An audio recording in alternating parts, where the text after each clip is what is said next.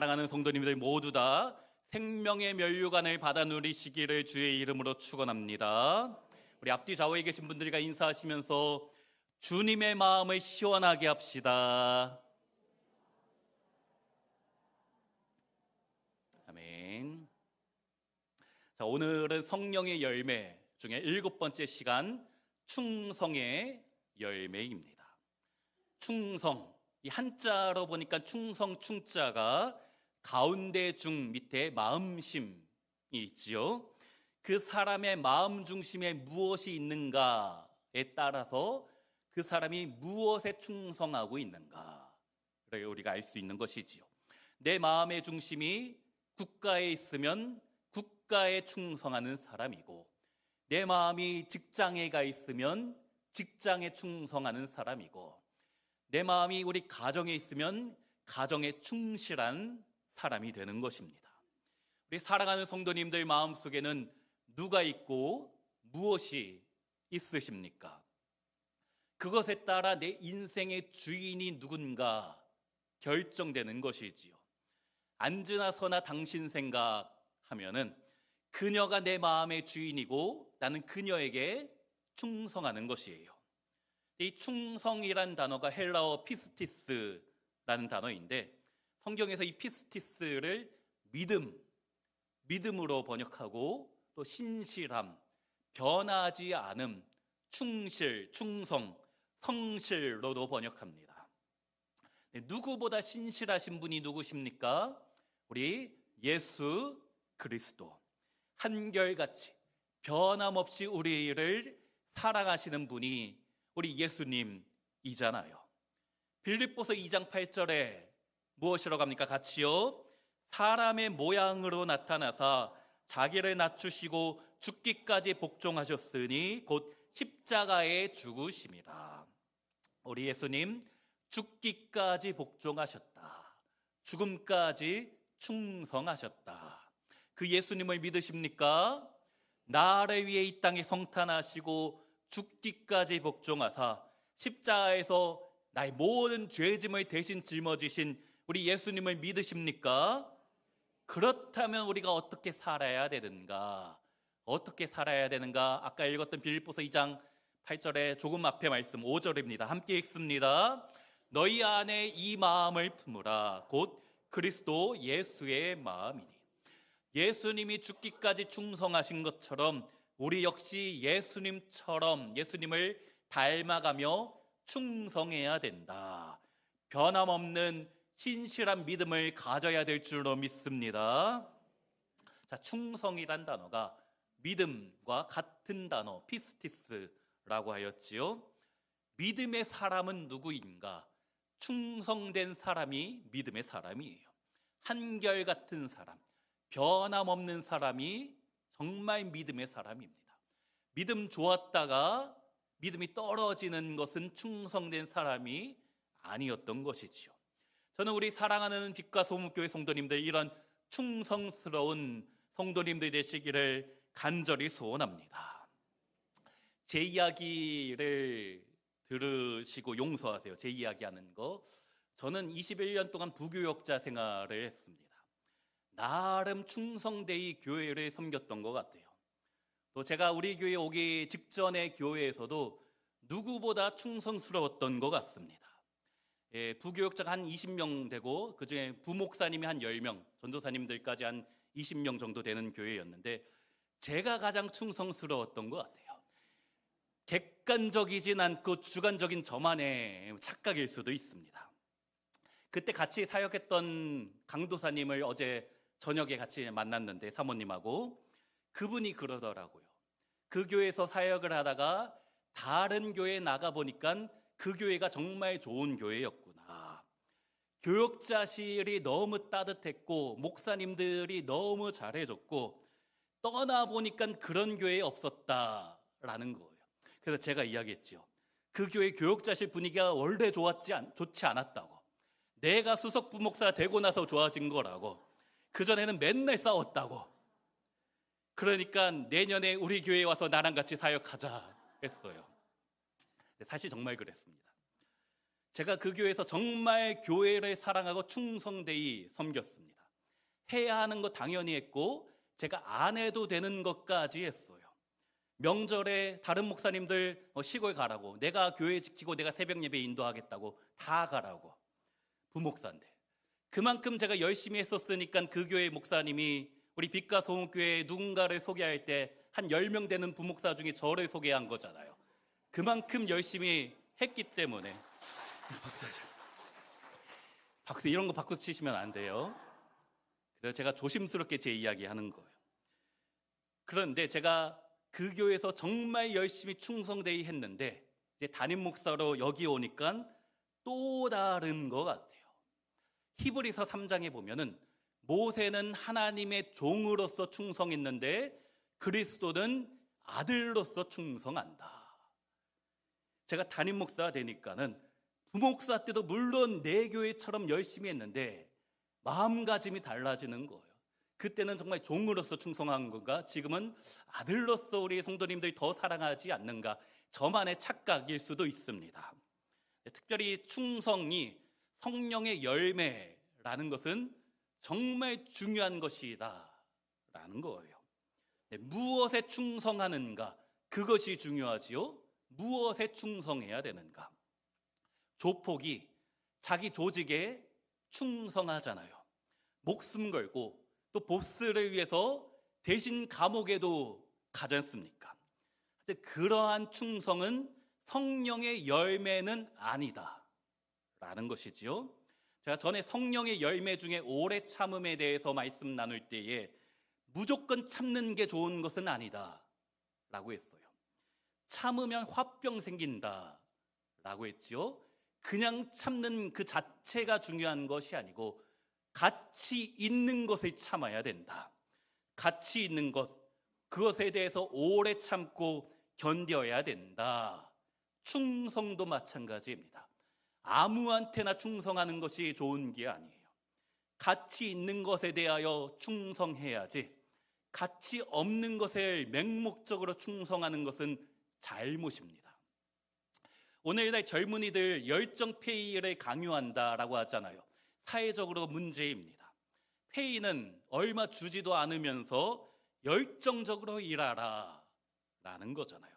사실 교회도 마찬가지입니다. 물론 교회가 재정적으로 어려워서 그런 것도 있지만 교회도 그런 잘못을 할 때가 많이 있지요. 그런데 요즘 어른들이 우리 청년들한테 또 우리 다음 세대한테 나 때는 안 그랬는데, 나 때는 교회에서 하라고 하면 정말 목숨 걸고 충성했는데, 나의 시간과 물질과 나의 건강까지 다 바쳐서 했는데 요즘 젊은이들 왜 그러냐라는 이야기를 많이 하게 됩니다. 물론 우리 MZ세대에 자기중심적일 때가 있어요. 그런데 제가 경험해 본 바로는 우리 MZ 젊은이들이 진정한 가치와 보람을 느끼게 되면 누구보다도 열정적이고 누구보다 자발적으로 주의 나라와 주의 영광 위하여 자기의 모든 것을 다 내어 바치더라고요. 무턱대고 충성을 요구하기 전에 이것이 정말 가치 있는 것인가, 정말 아름다운 것인가 깨달으면 충성하는 것이요. 지난주에 제가 자비와 양선의 열매에 대해서 말씀 나누면서 우리 성탄 사랑의 나눔에 동참해달라라고 했더니 우리 청년들도 제가 생각한 것보다 훨씬 큰 금액을 헌금해서 모아서 여러 가지를 했더라고요. 진짜 가치 있는 것이 무엇인지 깨달으면 나의 모든 것까지 주님께 내어드릴 수 있는 것입니다. 그것이 진짜 충성이에요. 가치 있는 것인가? 본질적인 것인가? 이것이 복음과 관련된 나의 생명과 관련된 것인가? 깨닫게 되면 우리도 다 마찬가지지요. 하나님께 나의 모든 것을 드릴 수 있습니다. 그것이 성령의 열매, 충성입니다. 우리 예수님은 누구보다 충성된 분이셨다라고 하였는데 어떻게, 무엇을 위해 하셨습니까? 히브리서 12장 2절 말씀 함께 읽습니다. 믿음의 주요 또 온전케 하시는 이인 예수를 바라보자. 그는 그 앞에 있는 기쁨을 위하여 십자가를 참으사 부끄러움을 개의치 아니하시더니 하나님 보좌 우편에 앉으셨느니라. 우리 예수님 십자가를 참으사 부끄러움을 개의치 않으시면서까지 충성하였다. 무엇을 위해서 그렇게 하셨습니까? 그 앞에 있는 기쁨을 위하여. 우리 예수님의 가장 큰 기쁨이 무엇이었습니까?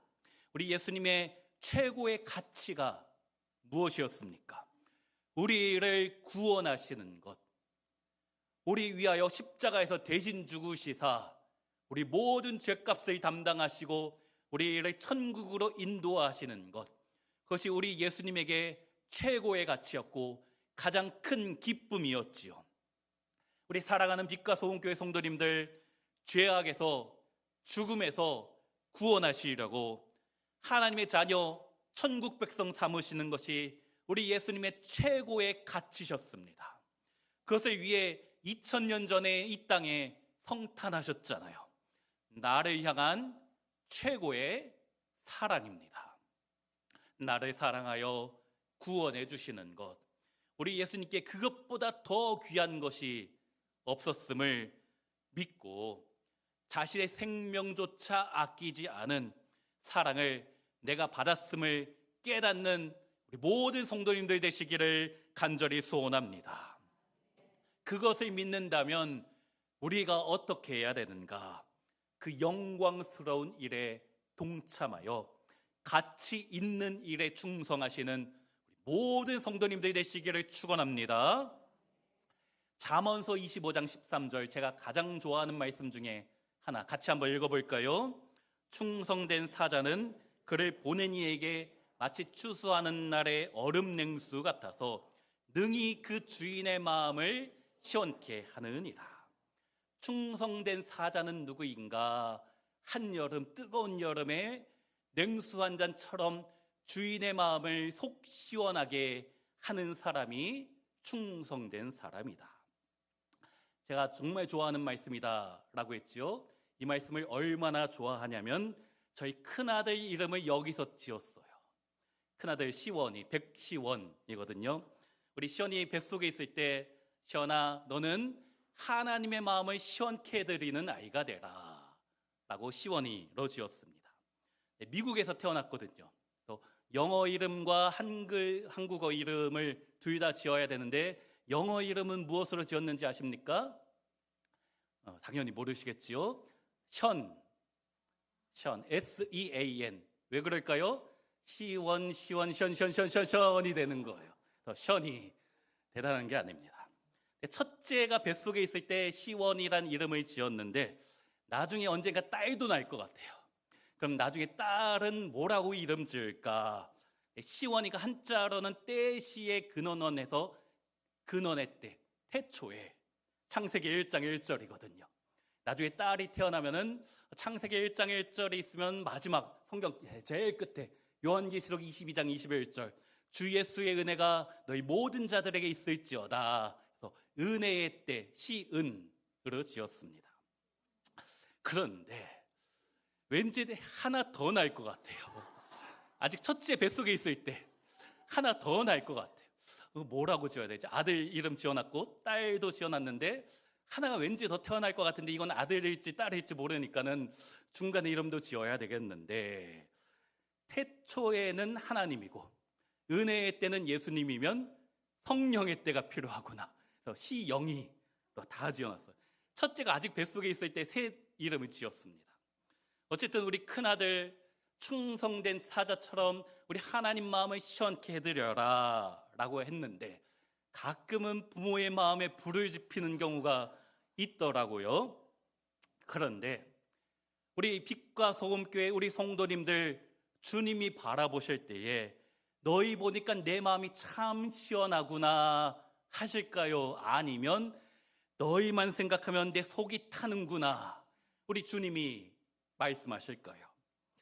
어떻게 해야 됩니까? 주님의 마음을 시원케 해드리는 우리 모두 되시기를 간절히 소원합니다. 근데 가치 있는 것에 충성해야 된다 했잖아요. 가치 있는 것이 무엇입니까? 우리는 하나님께 충성해야 되는 것이에요. 또 우리 예수님처럼 복음, 구원을 위하여 충성해야 되는 것이지요. 조금 더 들어가서 잘 들으세요. 오해하지는 마시고 교회에 충성하는 것이 아닙니다. 교회가 주님의 몸이면 충성해야지 무턱대고 충성하는 것은 잘못이에요. 또 목사에게 충성하는 것 아닙니다. 제가 여러 번 이야기했는데 제가 강단 위에서 선포하는 말씀에는 절대적으로 순종하십시오. 하지만 제가 강단 밑에서 하는 이야기까지 다 순종하실 필요 없습니다. 물론 제가 강단에서 설교할 때도 하나님의 말씀을 온전히 전할 때, 만약 그렇지 않고 제가 변질되면 거기에 순종하실 필요가 없는 거예요. 그것은 여러분이 저를 망치고 우리 교회를 망치는 것이래요. 가치 있는 것에 충성하고 순종하셔야 됩니다. 그리고 하나님께 충성하기 때문에 교회를 충성스럽게 섬겨야 되고, 하나님께 충성하기 때문에 목사한테도 나름 그래도 잘 해주셔야 됩니다. 너무 마음을 아프게 하면은 곤란합니다. 또 주님께 충성하기 때문에 하나님이 나에게 허락하신 가정에 충실하셔야 돼요.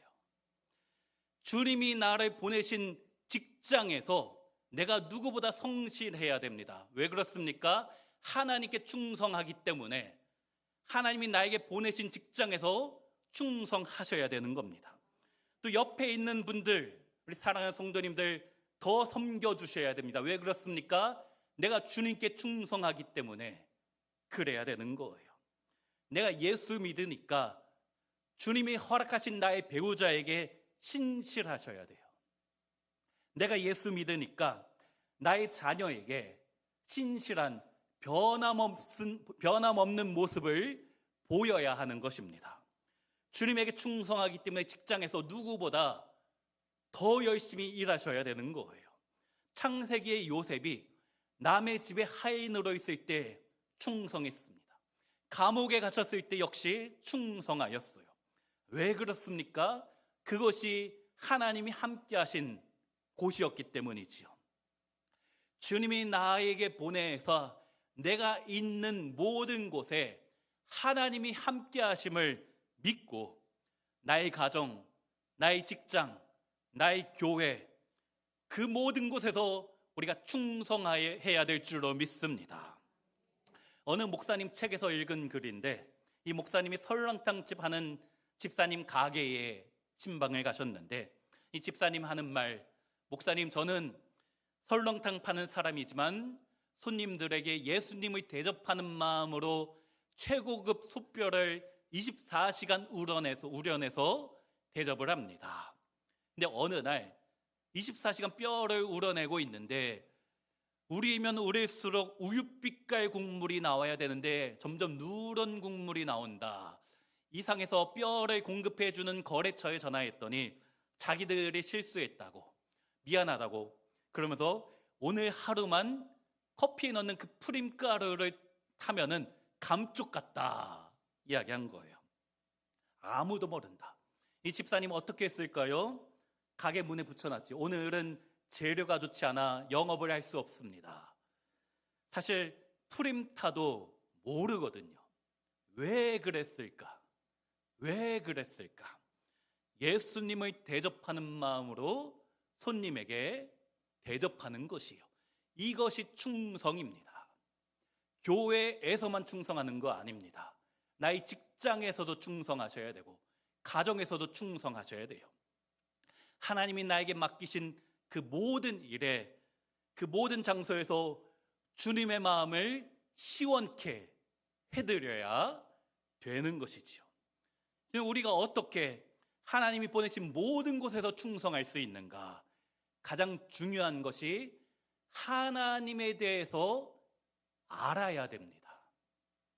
하나님의 성품에 대해서 알아야 되고, 또 내가 받은 주님의 사랑, 내가 받은 주님의 은혜가 얼마나 큰 것인가 깨달아야지 나의 모든 곳에서 충성할 수 있는 것이에요.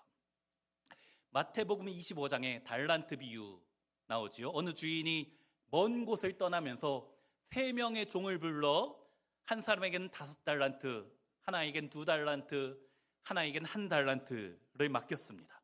내가 먼 곳에 갔다 한참 있다 돌아올 테니 이것을 가지고 장사를 해보라고.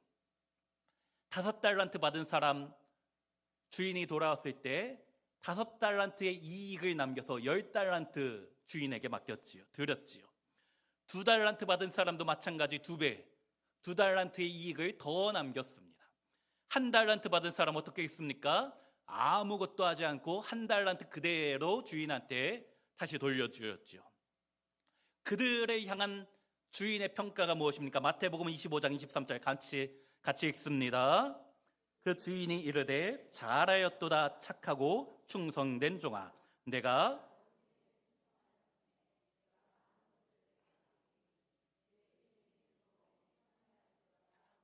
착하고 충성된 종아라고 했는데 26절에는 악하고 게으른 종아 이야기하는 거예요. 2달란트, 5달란트 받은 사람은 착하고 충성된 종이고 1달란트 받은 사람은 악하고 게으른 종.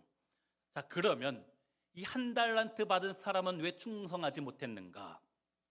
먼저 생각해 볼 수 있는 것이, 나에게는 1달란트인데 왜 저 사람은 2, 5을 주는가?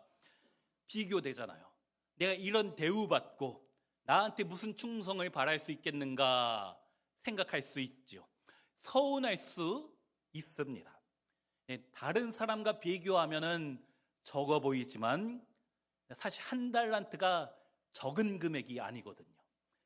오늘날 한국 시세로 따지면 약 50억 원, 큰 돈입니다.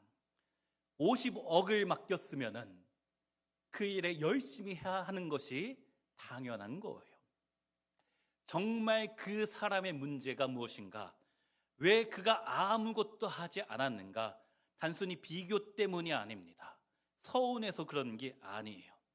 정말 큰 문제는 이 사람이 주인이 어떤 분이신지 몰랐던 겁니다. 주인이 어떤 분인지, 내가 주님께 받은 은혜가 얼마나 큰 것인지, 주인의 성품을 몰랐던 것이죠. 24절에 1달란트 받았던 자는 와서 이르되 주인이여 당신은 굳은 사람이라 심지 않은 데서 거두고 해치지 않은 데서 모으는 줄을 내가 알았다. 주인에 대해서 잘못 알았습니다.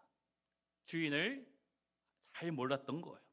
주인은 인색하신 분이어서 내가 혹시 사업에 실패하면 큰 책망받을까 걱정했던 것이죠. 그랬더니 주인이 무엇이라고 합니까? 우리 26절 같이 다시 한번 읽습니다. 그 주인이 대답하여 이르되 악하고 게으른 종아, 해치지 않은 데서 모으는 줄로 내가 알았느냐? 네가 나를 잘못 알았다라는 거예요. 2달란트, 5달란트 받은 사람은 혹시 사업에 실패해서 미천까지 다 날아가더라도 그런 걱정을 했겠지만, 충분히 그럴 가능성이 있다는 것을 알았지만, 주인이 어떤 분이신가, 나를 사랑하고 나에게 이런 큰 것을 맡기는 나를 사랑하시는 분이시구나, 그 주인에 대한 믿음이 있었기 때문에 담대하게 여러 활동을 한 것이지요. 주인이 나에게 베푸신 은혜를 생각해 보니까 내가 주인님 위하여 열심히 일해야 되겠다. 혹 실패하고 혹 망하더라도 주님은 나를 책망하지 않으시는 선하신 하나님이시다 라는 것을 알았기 때문에 마음껏 할 수 있었던 겁니다. 1달란트 받은 사람의 정말 가장 큰 문제는 내가 받은 것이 얼마나 큰 것인지도 모르고, 이 주인이 나에게 얼마나 큰 거를 베푸시고 나에게 얼마나 큰 은혜를 베푸셨는지, 또 주인의 성품을 몰랐기 때문에, 무서운 하나님으로 생각했기 때문에, 나를 책망하고 심판하시는 분으로만 생각했기 때문에 혹시 망할까 봐 아무것도 할 수 없었던 것이에요. 하나님이 어떤 분이신지 잊어버리는 것이 문제입니다. 우리도 마찬가지, 내가 받은 주님의 은혜, 내가 받은 주님의 사랑, 나를 구원하시는 것이 우리 예수님의 최고의 기쁨이셨고, 우리 예수님 그 기쁨을 위하여 자신의 모든 것까지 내어주셨다라는 이 믿음이 있어야지 우리 역시 담대하게 충성할 수 있는 것이지요.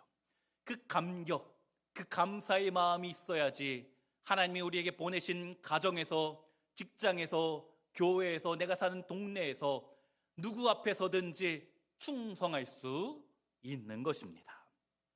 로마서 8장에 자기 아들을 아끼지 아니하시고 우리 모든 사람을 위하여 내주신 이가 어찌 그 아들과 함께 모든 것을 우리에게 주시지 아니하겠느냐.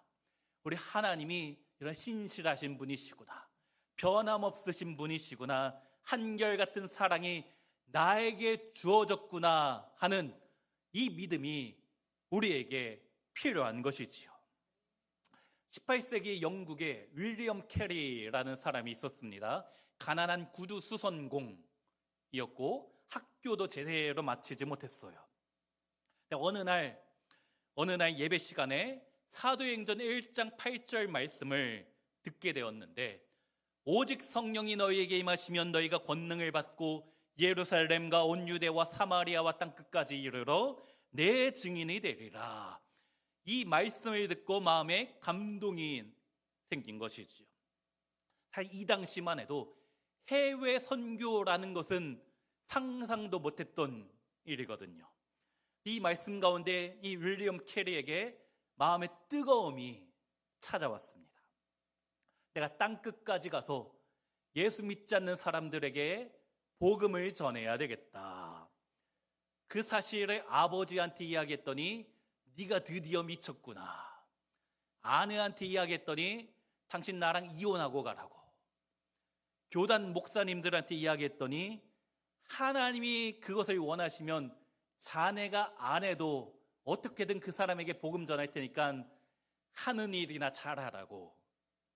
결국 한 명 한 명을 설득해서 아내와 자녀들과 함께 인도에 선교사로 갔어요.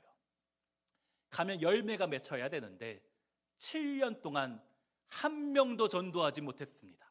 물론 나중에 수십 년 사역하면서 많은 열매를 맺게 되었지요. 그 윌리엄 캐리를 현대 선교의 아버지라고 부릅니다. 미전도 종족에게 최초로 복음을 전한 현대 선교가 시작이 된 것이에요. 윌리엄 캐리가 한 말이 있습니다.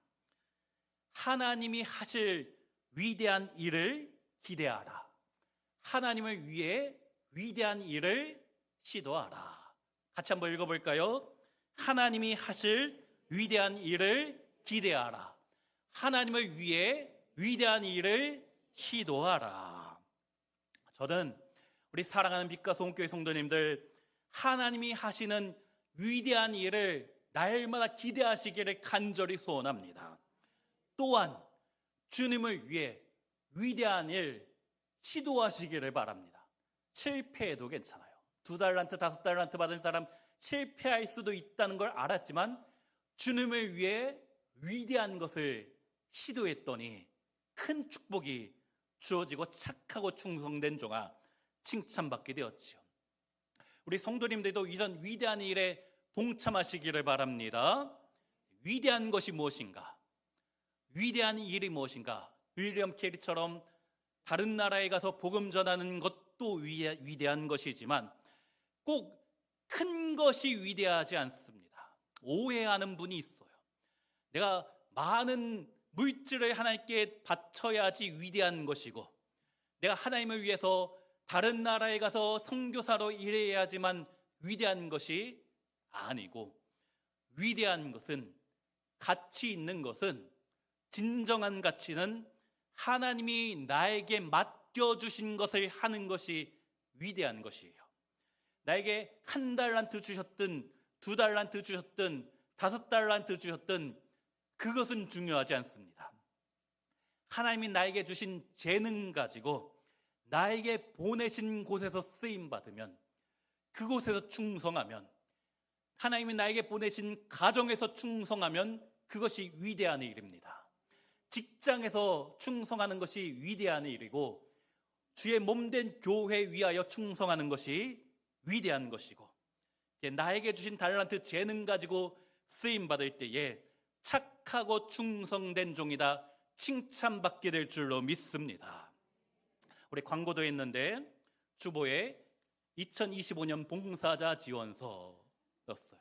지난주에 자비와 양손하더니 저거 구제 헌금하라고 하더니 오늘 충성의 열매 설교하고 나서 봉사자 지원서 내라고 하는 겁니다.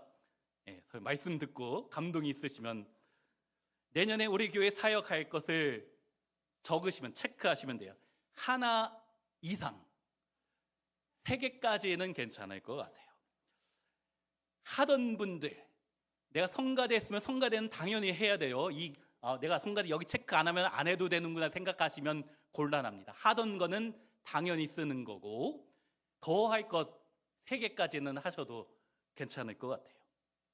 우리 새가족들도 우리 교회 많이 또 등록하시고 정착 수료까지 하셨는데 제가 새가족 공부하면서 강조하는 것 정말 많이 강조하는데 교회에서 크든 작든 무엇이든지 무엇인가 해야지 이게 내 교회 된다. 내 교회 된다. 그래서 우리 순모임도 하셔야 되고 봉사도 하셔야 돼요. 우리 이름 없이 빛도 없이 섬기는 우리 성도님들 많이 계십니다. 우리 새가족들도 잘할 수 있는데 이제 막 교회 온 지 얼마 안 됐는데 눈치 보고 계시는 분도 있지요. 너무 눈치 안 보셔도 돼요. 보통 교회에 새가족이 점점 늘어나고 교회가 부흥하는 것 같으면 처음에는 기존 성도들 좋아하다가 나중에는 싫어하는 경우 많이 있습니다. 이상한 소리 같지만 정말 그래요. 기존 성도가 싫어합니다. 자기 자리 뺏길까 봐 싫다는 거예요. 조금 부흥하면 괜찮은데 점점 부흥하면 기존 성도가 싫어합니다. 우리 원로 목사님은 안 그러시는데 제 친구 목사님들, 원로 목사님들 보면은 교회가 부흥하면 원로 목사님이 제일 싫어하신다라는 이야기 많이 들어요. 자기 영향력이 줄어들고 내가 모르는 사람이 오는 것이 싫다는 거예요. 이게 말도 안 되는 이야기 같지만 제 주위의 목사님들한테 정말 많이 듣는 이야기입니다. 정말 그래요. 제가 우리 선장님들한테 몇 주 전에 대놓고 물어봤어요. 우리 새가족이 많이 오고 있는데 이분들한테 여러분이 하고 있던 자리를 내어줄 수 있냐고. 우리 순장님들 싫다고 하면 우리 새가족들한테 그냥 예배만 왔다 갔다 하시라고 내가 하겠다. 각오하셔야 된다. 나중에 여러분 서운해질 수 있는 거다. 잘 생각하고 대답하시라 했더니 우리 순장님들 내가 하는 거 내 자리 마음껏 내줄 수 있다. 우리 새가족들 와서 우리와 한 가족이 되고 함께 행복하게 신앙생활하는 모습 보고 싶다라는 거예요. 그래서 새가족의 새자 빼고 가족이 되기 위해서는 여기에 체크하시면 됩니다. 눈치 안 보셔도 돼요. 교회에서 청소를 하셔도 되고 많은 거 적혀 있습니다. 하나님이 나에게 보내주신 이 교회에서 내가 무엇인가, 내 순회도 소속되고 무엇인가 해야지 이게 내 교회가 되는 거예요. 하나님이 나에게 보내신 교회에서 우리 내년에 순편성을 했는데 우리 새가족들 순도 식사 봉사도 해주시면 좋겠습니다. 내 교회가 되는 거예요. 교회도 마찬가지고 우리 직장도 마찬가지고 우리 가정도 마찬가지입니다.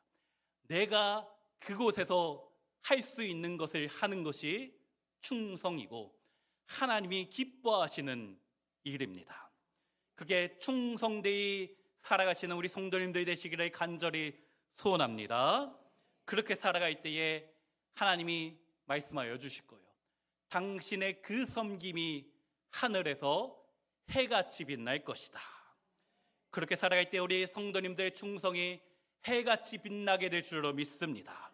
오늘도 하나님을 위하여 위대한 일, 위대한 것이 꼭 큰 것은 아니다.